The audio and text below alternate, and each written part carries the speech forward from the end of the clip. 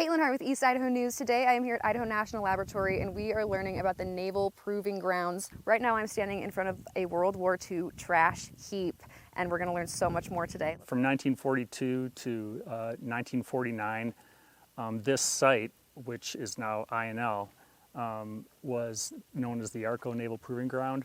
At the time, the Navy was looking for a place with plenty of land and opportunity to begin testing new and advanced weapons. Arco, a place with vast dry land and also conveniently close to the Pocatello Naval Ordnance Plant, was just the place they'd been looking for.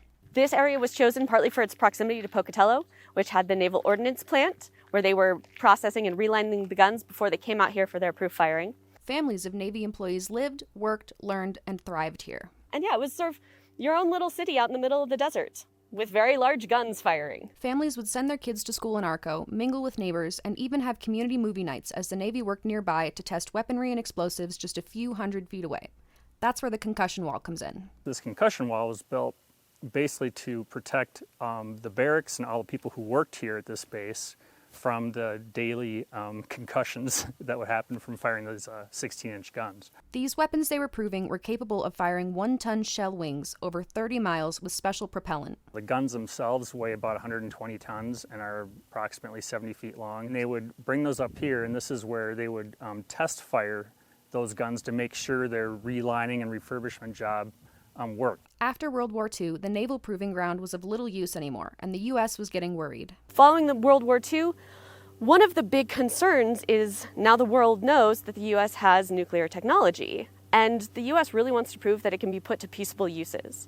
And so the Atomic Energy Commission is formed to take control of nuclear technology out of the military's hands and put it in civilian hands and find a way to use it to improve the world. But where should they put it? One thing they're looking for is very far away from population centers.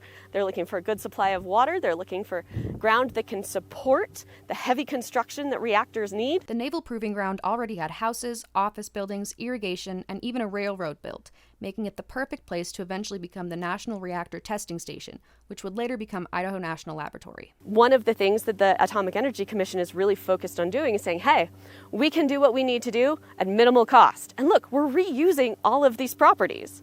So I love how that also ties in with INL's Net Zero initiative right now, because it was adaptive reuse in 1949. After the families from the Naval Proving Ground relocated following World War II, very little was left behind, except for their fascinating trash. This is technically an old dump from the Naval Proving Grounds. The Naval Proving Grounds range from 1942 to 49, and this was effectively their landfill, their dump throughout the time that they had occupied the desert out here. This is more or less a snapshot in time because of their occupation here between that 7-year period. We effectively would find the remnants of domestic house life here because we had families that were living out here. Everything they were eating, everything they were using, everything that they discarded ended up in this landfill. So it tells us a lot about their life. Because the area hasn't been encroached yet by highways or land development, INL is preserving what is essentially a time machine into what life was like for families during World War II. If we wanted to know more micro into